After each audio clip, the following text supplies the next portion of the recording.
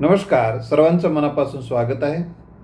आजच्या भागामध्ये आपण बघणार आहोत मनात चालणाऱ्या कल्पना, मनात चालणाऱ्या भावना आणि मनात चालणारे विचार, मनात चालणाऱ्या घटना, मनात चालणारे प्रसंग आणि मनात चालणारे माणसं, याच्यापासून मुक्तता कशी मिळवायची. माणसाला एखादा माणूस तुमच्या मनात चलालाय, त्रास द्यायलाय, त्याची आठवण आली की तुमची तळपायाची वाघ मस्तकाला चालली. एखादा विचार यायला लागलाय, ते विचार आला की त्रास व्हायला लागलाय.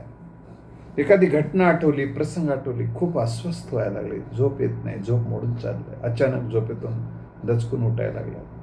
या सगळ्या घटनांचा परिणाम तुमच्या मानसिक स्वास्थ्यावर, शारीरिक स्वास्थ्यावर होत आहे. तर यातून बाहेर येण्यासाठी जे काही धडपडत आहेत त्यांच्यासाठी हा व्हिडिओ आहे, आजचं माझं भाष्य आहे. आता याच्यासाठी दोन पद्धतीचे उपाय केले जातात, एक घातक आणि उपकार.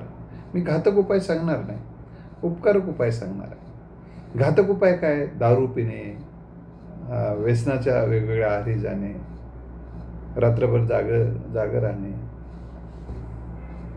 काहीतरी बघत बसणे, हे असे प्रकार केले जातात. हे काही उपाय नाहीत, लक्षात आलं. तर योग्य उपाय कोणते आहेत ते आपण लक्षात ठेवलं पाहिजे. आणि हे उपाय सोपे आहेत का? आता म्हणावं तितके सोपे नाहीत, पण प्रयत्नानं ते साध्य होणारे आहेत हे मात्र नक्की. जसं खिशातली पेन बाजूला काढून ठेवणं जितकं सोपं आहे, तितकं हे मनात चालणारे विचार, भावना, कल्पना, व्यक्ती, घटना, प्रसंग जे काही आहे ते इतकं काढून ठेवणं सोपं आहे. पण सोपं नाही याचा अर्थ ते अशक्य आहे असं आहे का? अशक्य काहीच नाही. निश्चयाचे बळ तुका म्हणे त्याची बळ. फक्त आपला निश्चय पाहिजे, आपली इच्छाशक्ती पाहिजे, दृढ इच्छाशक्ती पाहिजे, कारण तो साधनेने साध्य होणारी बाब आहे. त्यासाठी मनाची तयारी करावी लागेल. त्यासाठी मनामध्ये तुमचा आत्मविश्वास वाढवावा लागेल, तुमचा आत्मविश्वास वाढवावा लागेल, तुमचा सकारात्मक दृष्टिकोन विकसित करावा लागेल. तुमच्यामध्ये मानवी मूल्य, मानवी भावना, त्या सकारात्मक भावना त्या रुजवाव्या लागतात. सकारात्मक भावनेमध्ये क्षमाशीलता, दयाशीलता, कृतज्ञता, प्रेम, शांती, समाधान, ह्या सगळ्या गोष्टी आपल्याला रुजवाव्या लागतील. त्यातून मग नकारात्मक ज्या गोष्टी आहेत ते सहज दूर करता येतात. जरा उजेड लावलं की अंधार दूर होतो ना, तसं सकारात्मकता आणली की नकारात्मकता दूर होत असते. त्यासाठी थोडा वेळ लागतो. बऱ्याचदा कधी असते आपण एखादा सकारात्मक विचार करतो थोडा वेळ, आणि मग ते करायला प्रयत्न करतो आणि मध्येच नकारात्मक विचार इतका समुद्रातल्या लाटेसारखा अंगावर येतो की समुद्रातली लाट जशी अंगावर आल्याने माणूस आडवा पडतो, तसा मग हा नकारात्मक विचाराचा झटका आला. मग तो कल्पनेचा असेल, भावनेचा असेल, विचाराचा असेल, कोणत्या एखाद्या आठवणीचा असेल, तर मग माणूस मानसिकदृष्ट्या कोसळतो. मग त्याला असं वाटायला लागते की आता यातून काही मी बाहेर येऊ शकत नाही. तर येता येते मित्रांनो, सातत्यानं अभ्यास करावा लागेल. असाध्य ते साध्य करीता सायास कारण अभ्यास तुका म्हणे. असाध्य गोष्ट अभ्यासाच्या बळावर साध्य होत असते, हे तुकोबारायांनी सांगूनच ठेवलेलं आहे. ओले मूळ भेदी खडकाचे अंग अभ्यासाशी सांग कार्य सिद्धी. ओली मूळ जर खडक भेदून जाऊ शकते तर अभ्यासाने काही साध्य होऊ शकते. तर ह्या विचाराची साधना सुद्धा करणं गरजेचं आहे. किंवा औषध गोळ्या एवढाच एक भाग नसतो, तर विचार, भावना आणि कल्पना, सकारात्मक दृष्टिकोन, सत्संग, या सगळ्या ज्या काही सकारात्मक बाबी आहेत, तुम्हाला मनात चालणाऱ्या बाबींना दूर करण्यासाठी आवश्यक आहे.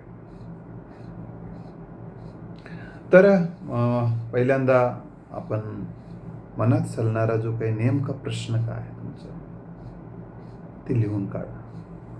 एकदा छानपैकी तुम्हाला जे काही वाटतं ना, जे काही सलालय ना आत, जसं पित्त जठरामध्ये साठलं ना, आत साठलं ना, ते बाहेर काढलं की बरं वाटतं.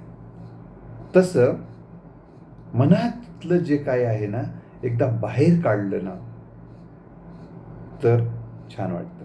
तर एकदा हा प्रयोग करून बघा. लिहून काढा, सगळं लिहून काढा. मनसोक्त लिहून काढा. जे वाटेल ते लिहून काढा. मनात जे वाटायला लागले ते सगळं शांततेने लिहून काढा. आणि नक्कीच मला तुम्ही सांगा की हा प्रयोग तुम्हाला कसा वाटला. आणि तर दुसरं, मग लिहून काढल्यानंतर काय होते, ती समस्या, ते विचार येणं संपूर्णतः थांबणार नाही.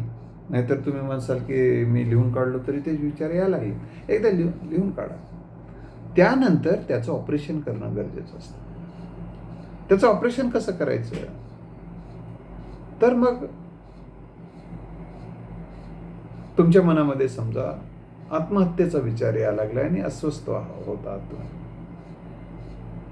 किंवा कोणीतरी तुमच्या सहवासातला व्यक्ती आत्महत्या करते याची भीती तुम्हाला वाटायला लागली, तो विचार येऊन तुम्ही अस्वस्थ व्हायला लागला, त्याच त्या विषयाचा विचार येऊन. तर मी तुम्हाला एक बाजू सांगेल की तुम्हाला तुमच्या मनामध्ये आत्महत्येचे विचार येत असतील तर का विचार येत आहेत ते एकदा लिहून काढा.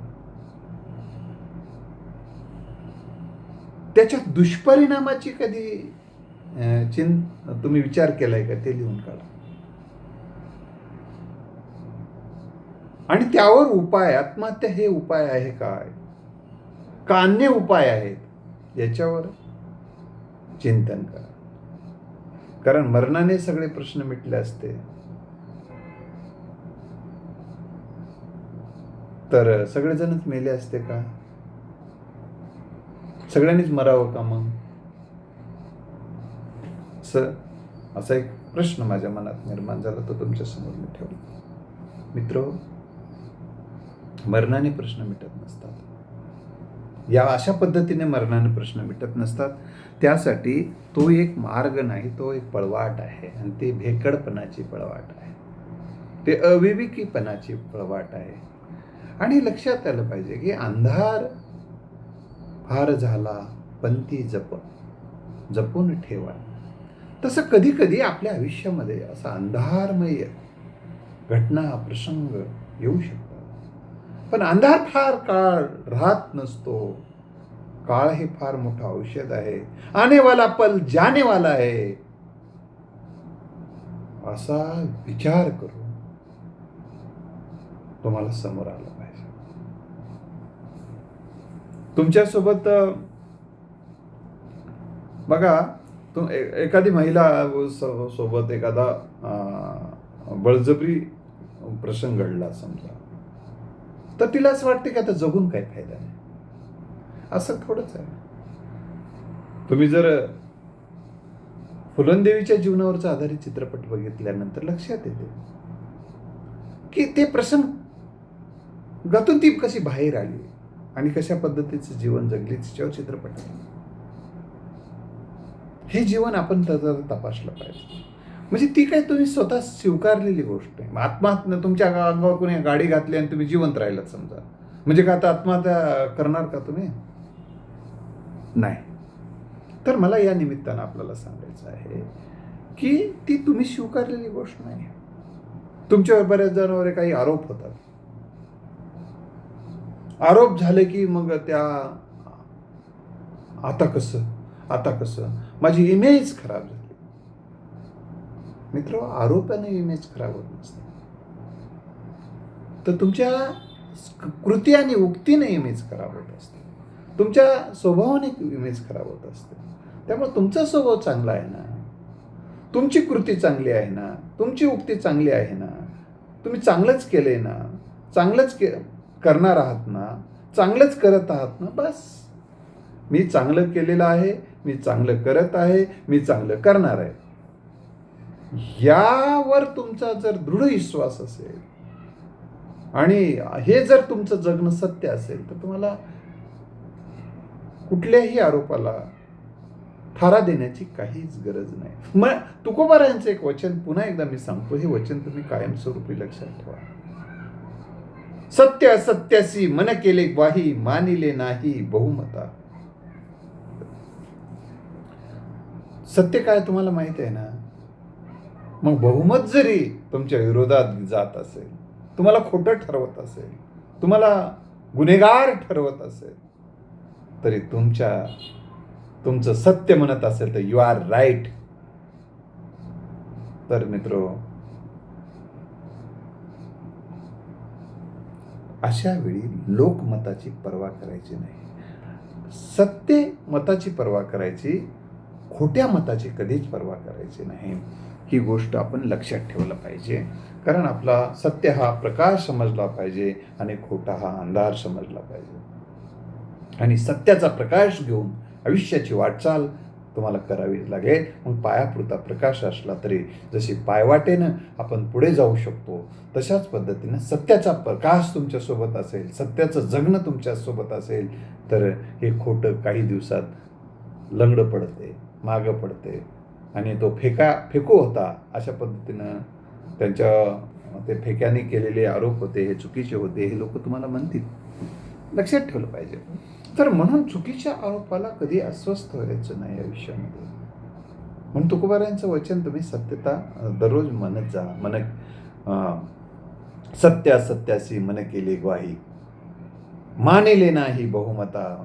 साक्षीदार तुम्ही कोणाला ठेवता? लोकांना साक्षीदार ठेवण्याचा प्रयत्न करता. आणि ते साक्षीदार सुद्धा जसे पक्षामधून माणसं निघून जातात, तसे तुमच्या सोबत असणारी माणसं पण निघून जातील. मग ते नंतर तुमच्या विरोधात बोलायला लागतील. मग तेव्हा काय करणार आहात? आज बोलणारी माणसं तसंच उद्या बोलतील असं नाही. मग तेव्हा एखाद्या सत्यासाठी कोणावर तरी अवलंबून राहणं म्हणजे वारा मुठीत ठेवण्यासारखं आहे. लोकांच्या मतावर तुम्ही अवलंबून राहू नका. मतं लोकांचे बदलतात वाऱ्यासारखे मित्रांनो. तुम्ही मात्र सत्य बदलत नाही. मग तुम्हाला सत्य माहीत आहे, ही गोष्ट आपण लक्षात ठेवली पाहिजे. आणि दुसरी महत्त्वाची गोष्ट म्हणजे महापुरुषांचं जीवन तुम्ही अभ्यासलं पाहिजे अशा प्रसंगी. म्हणजे तुम्हाला जरा या आरोपानं अस्वस्थ होत असाल, खोट्या गोष्टीमुळे आरोप केल्यामुळे तुम्ही अस्वस्थ होत असाल आणि तेच ते विचार येऊन तुम्हाला परेशान करत असतील, तर अशा वेळी तुम्हाला मी काही सजेशन करेल. तर महापुरुषाचं जीवन अभ्यासा तुम्ही, त्यांचे चरित्र अभ्यासा तुम्ही, त्यांच्यावर कसले कसले आरोप झाले, कसल्या खोट्या नाटे त्यांचे कटकारस्थान रचण्यात झाले, अनेकांच्या विरोधात खोटे नाटे पुरावे तयार करून त्यांना आयुष्यातून संपवण्याचा प्रयत्न झाला. ते संपले नाहीत, ते आजही कायम आहेत नायक म्हणून. आणि त्या महापुरुषांच्या विरोधामध्ये कटकारस्थान करणारे संपुष्टात आले. काही जण तर त्यांचा नामोल्लेख सुद्धा नाही, काही जण उरलेत, ते खलनायक म्हणून उरलेत मित्रांनो. आणि ती जी माणसं सत्यानं जगत होती, ती माणसं मात्र महानायक म्हणून उरलेली आहे. ही गोष्ट जेव्हा तुमच्या मनाला पक्केपणे समजेल, यावर तुमचा पक्का विश्वास असेल, मग तुम्ही स्थिर होऊ शकाल मानसिकदृष्ट्या. मग तुम्हाला हे मनास जे सलणारे विचार तुम्हाला त्रास देणार नाहीत. आणि मग मी तुम्हाला सांगत होतो की लिहून काढा हे सगळं, तुम्हाला जे वाटतं ते. आणि सगळं लिहून काढल्यानंतर त्याची सकारात्मक बाजू काय असू शकते, मग तुमच्या मनामध्ये सुडाचे विचार येतात. आणि सुडाचे विचार हे माणसाला अस्वस्थ करतात. लक्षात आलं? अशा प्रसंगी मग क्षमाशीलतेचे विचार, क्षमा हे वीराचं भूषण आहे. क्षमाशीलतेचे विचार हे महापुरुषाचे विचार असतात. क्षमाशीलतेचे विचार हे संतांचे विचार असतात. आणि मन साफ केलं की ते माफ केलं तरच मन साफ राहते. मन माफ करावं लागेल तुम्हाला अशा प्रसंगी. पण सुडाचे विचाराने भलं होणार आहे का? कारण युद्धाने युद्ध वाढत जातं, सुडानं सूड वाढत जातं. योग्य कायद्याच्या कसोटीत राहून तुम्ही कायदेशीर लढाई लढताही येईल तुम्हाला. पण त्याच्यासाठी तो आतिथेय मार्ग, खुनाचा मार्ग, किंवा त्यांना जीवनातून संपवण्याचा मार्ग हे काही योग्य ठरणार नाही. म्हणून असं महात्मा फुले यांच्या संदर्भामध्ये सांगितलं जातं. महात्मा फुले यांच्या संदर्भात सांगितलं जातं की त्यांच्यावर जेव्हा मारेकरी आले तेव्हा शेवटी त्या मारेकऱ्यांचे हृदय परिवर्तन झालं आणि तेव्हा ते सांगायला लागले की ज्यांनी तुम्हाला संपवायला पाठवलं आम्ही त्यांना संपवतो, त्याचे डोके उडवतो. तेव्हा महात्मा फुले म्हणाले की लोकांची डोके उडून लोक संपत नसतात आणि प्रश्न मिटत नसतात, तर लोकांच्या डोक्यातले विचार बदलावे लागतील. त्यामुळं अशाही प्रसंगी तर येशू ख्रिस्तांच्या संदर्भामध्ये त्यांना ईश्वराचं रूप मानलं जातं. अशा येशू ख्रिस्तांच्या संदर्भामध्ये त्यांचाही छळ झाला, महात्म्यांचा छळ होतोच. लक्षात आलं. जयांगी मोठेपण तयांगी यातना कठीण, तुका म्हणे तोची संत सोशी जनाचे आघात. हे सगळं ह्या सगळ्या प्रोसिजर मधून जावंच लागतं तुम्हाला. तर मग ह्या सगळ्या प्रोसिजर मधून जात असताना, ह्या सगळ्या प्रक्रियेतून जात असताना ही अनिवार्य गोष्ट आहे. हे तुमच्यावर जे काही चाललंय तुमच्या संदर्भात ते अनिवार्य आहे. मग अशा प्रसंगी तुमच्या धीराची परीक्षा आहे, तुमच्या संयमाची परीक्षा आहे, तुमच्या आत्मविश्वासाची परीक्षा आहे, तुमच्या चांगुलपणाची परीक्षा आहे. यातल्या परीक्षेमध्ये तुम्ही एकदा उत्तीर्ण झालात ना, मग हे खलनायक संपूर्ण सुटतात येते, तुमच्या जवळ येणार नाही काही दिवसांनी. आणि तुमच्या नजरेला नजर देऊन बोलण्याची सुद्धा त्याच्यात ताकद राहणार नाही. कारण एवढा कॉन्फिडन्स आपल्यामध्ये असला पाहिजे. कारण सत्याची ताकदच तशी असते. ते कधी असं मान खाली घालत नाही आणि खोटं मान करून बोलू शकत नाही. बोललं तरी त्याचा ते दारू पिऊन बोलेल, व्यसन करून बोलेल मग, किंवा असं मग सरावच करेल, नाटकातलं पात्र जसं सराव करते तसं. आणखी एवढा सराव करेल की मग त्याची फेकू म्हणूनच प्रतिमा असेल.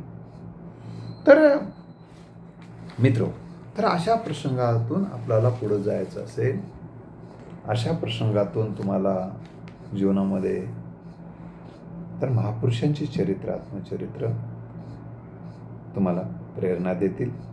दुसरं महत्त्वाची गोष्ट म्हणजे आपल्याला बऱ्याचदा काही जे विचार असतात, काही भावना असतात, त्या कल्पना असतात, काही बाबी असतात, त्या काल्पनिक असतात. तर खरं तर त्या घडलेल्याच नसतात, पण तुम्हाला उगाच वाटतात घडल्यात, उगाच वाटते ते घडत आहेत. कधी वाटते उगाच अशा घडेल अशी कल्पना तुम्ही जेव्हा करता आणि त्या संदर्भानं जे तुम्हाला विचार येतात ते मग तुम्हाला सलत राहतात. म्हणजे काल्पनिक आहे का वास्तव आहे हे एकदा तपासलं पाहिजे. उगाच तो कोणीतरी तुम्हाला सांगते, काल्पनिक चित्र रंगून सांगते की असं तुझ्या संदर्भात त्यांनी केलं, त्या व्यक्तीच्या त्या व्यक्तीच्या संदर्भात तुमच्या मनामध्ये घर बसल्याच विनाकारण नकारात्मकता तयार होत असते. मग तो खलनायक वाटायला लागतो. खरं तर वस्तुस्थिती नसते तशी. वस्तुस्थिती काय आहे हे समजून घ्या तुम्ही. आणि जोपर्यंत सत्य समजलं नाही त्यावरच खोटं भाष्य कशाला करता.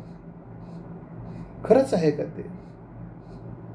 आपण बऱ्याचदा सत्य न समजून घेताच मतं बनवतो आणि हे मतं बनवणं, नकारात्मक मतं बनवणं हे तुमच्यासाठी घातक असतं.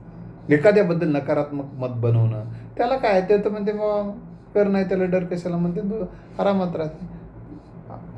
आणि मग तुम्ही काल्पनिक पुराव्याच्या आधारे, कोणाच्या तरी सांगीवांगीच्या आधारे त्याच्या विरोधात मतं बनवून बसता आणि त्रास करून घेत बसता. त्याला तर काहीच वाटत नाही, तो आता मस्त राहतो. कारण त्याला माहितीही नसते कधी तर तुम्ही असे मतं त्याच्याबद्दल बनवून बसलात आणि तसं जगता आणि तुम्ही त्रास करून घेता. लक्षात आलं?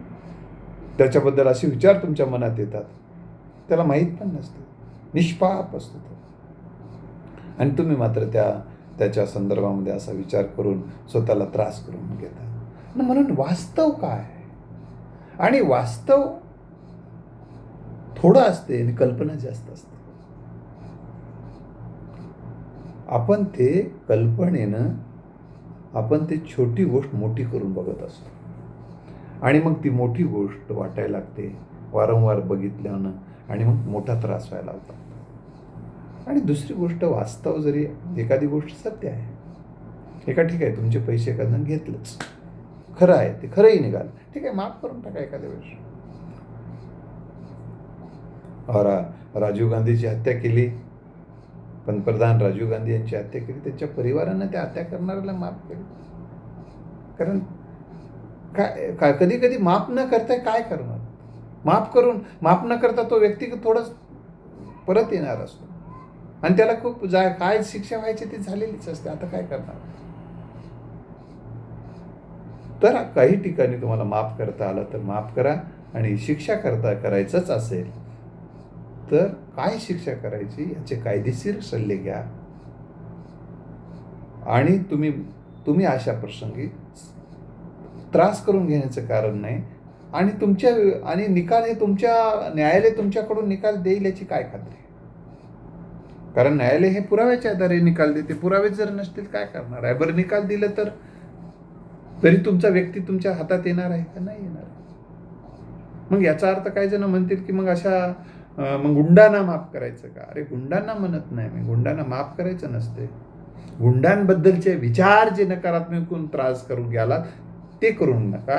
गुंडांना काय करायचं शिक्षा ना, तुम्हाला जर करायचंच असेल तर मी तर सांगितलं, कायद्याच्या मार्गाने करा. कारण देश आता संविधानाच्या मार्गाने चालतो ना. तुम्हाला खुनाचा बदला खुनानं घेता येत नाही, मग तुम्हालाही अटक व्हावं लागेल. तर स्वतःशी प्रामाणिक संवाद साधा. तुम्ही स्वतःशी बोला. तुम्ही आता हे टोकाचे उदाहरणं सोडून द्या, साधे उदाहरण देतो आता मी तुम्हाला, की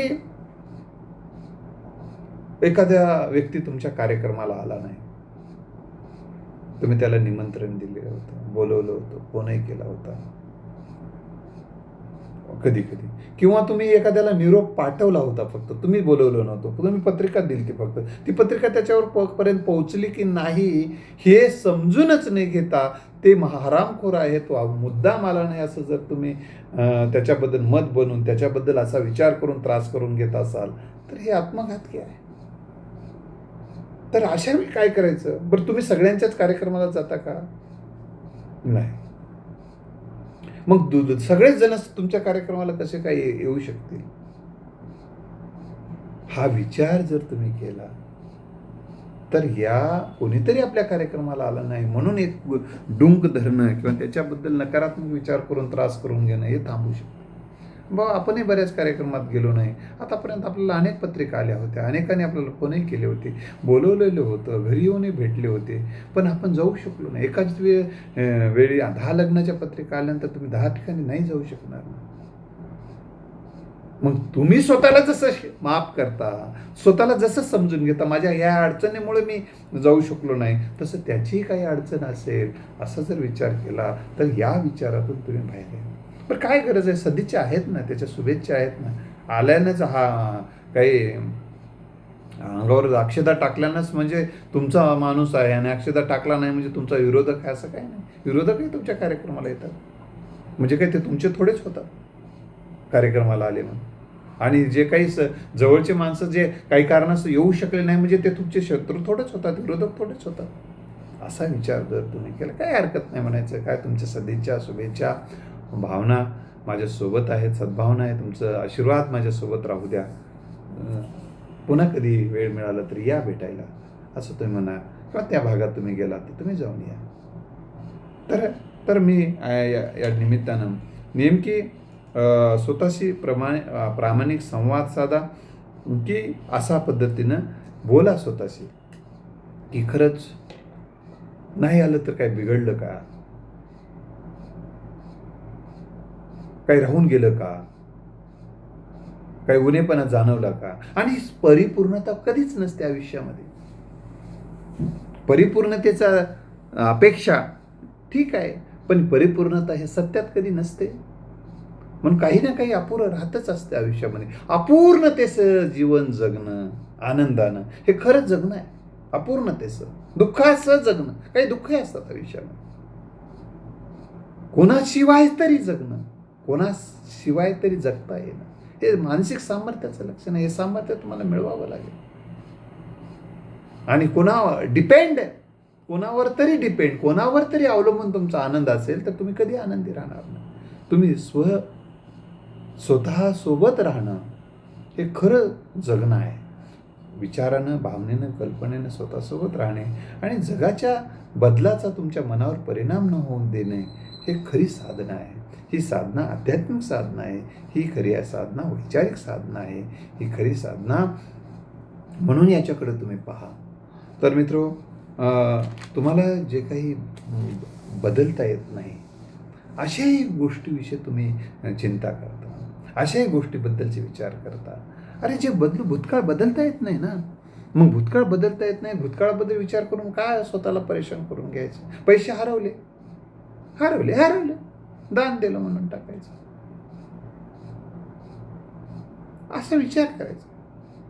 माझा डब्बा एखाद्या वेळेस जेव्हा हरवला, कुठं राहून गेला, तर म्हणतो आज एखादा डब्बा गिफ्ट देऊन टाकला म्हणतो मी स्वतःला. समजून म्हणजे काय, त्याच्यात जी गोष्ट परत थोडीच येणार आणि चिंता करून. दुसरी गोष्ट, तुम्ही यासाठी समुपदेशकाशी, ज्ञानी माणसाशी, अनुभवी व्यक्तीशी, सद्भावनेनं जगणाऱ्या व्यक्तीशी, सद्भावनेनं जगणाऱ्या मित्राशी, नातेवाईकाशी, तुमच्या मनात चालणारे जर काही विचार असतील, घटना असतील, प्रसंग असतील, तर ते बोला त्यांच्यासोबत.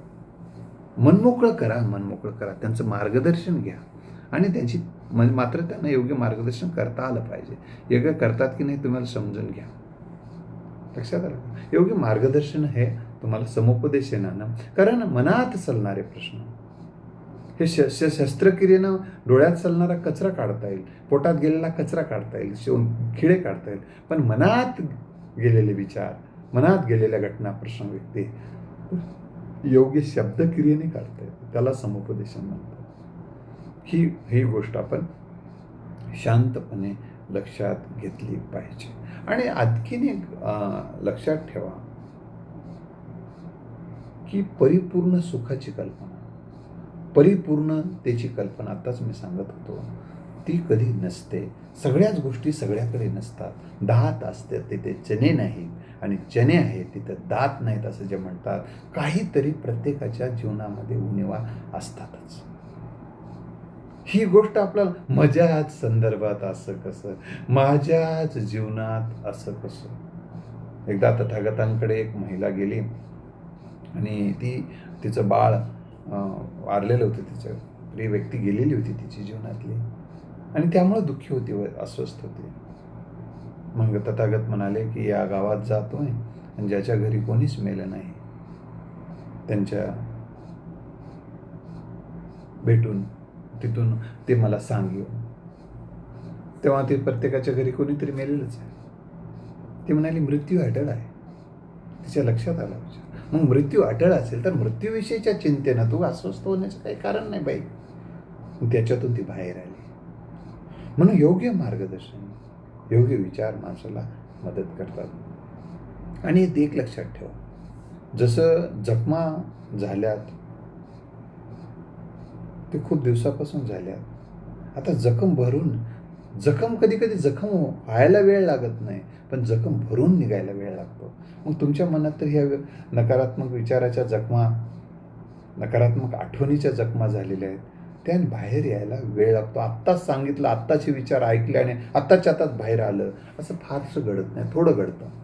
तर मग अशा वेळी तुम्हाला तर संयम ठेवावा लागते. धीरापोटी फळे रसाळ गोमटी. तर उत्तर मिळवण्यासाठी थोडा वेळ लागतो. प्रश्नांचे उत्तर लगेच मिळतीलच असं नाही. आणि मग प्रश्नांची तीव्रता हळूहळू कमी होते. मग जखम एकदा बरी झाली, थोडी आठवण जरी झाली तरी वेदना फारशी होत नाही. त्यामुळे आता काय करायचं, प्रश्न सोडवण्यासाठी काय करता येईल. तुम्हाला जे काही प्रश्न, ज्या काही सलालेत ना, ते विचाराच्याच पातळीवर होऊ देऊ नका, भावनेच्याच पातळीवर राहू नका, कल्पनेच्याच पातळीवर राहू नका. तर कृतीच्या पातळीवर काय करता येईल, यावर काही कृती कार्यक्रम आखता येईल का, हे तुम्हाला पाहावं लागेल. समजा तुमच्या शेताच्या बांधावरची झाडं तोडून नेली, 4 होती ती, आता तुम्हाला खूप प्रिय होती ती झाडं. खरं तर त्रास येतो, आठवलं की ते कोण नेले त्याचा विचार येतो आणि त्याला संपून टाकावा असा विचार येऊ शकतो. पण अशा वेळी तर आता काय करता येईल कृती, तर जिथं झाडं होती तीच झाडं त्याच ठिकाणी तुम्ही लावू शकता, दुसरी झाडं लावू शकता. आणि मग ती जेव्हा ही झाडं मोठी व्हायला लागतील, तुम्हाला छान बरं वाटायला लागेल. जागा घेतील ते हळूहळू तुम्ही. तर त्यासाठी कृतीच करावी लागेल. म्हणून ह्या कृतीनं काही गोष्टी दूर होतात.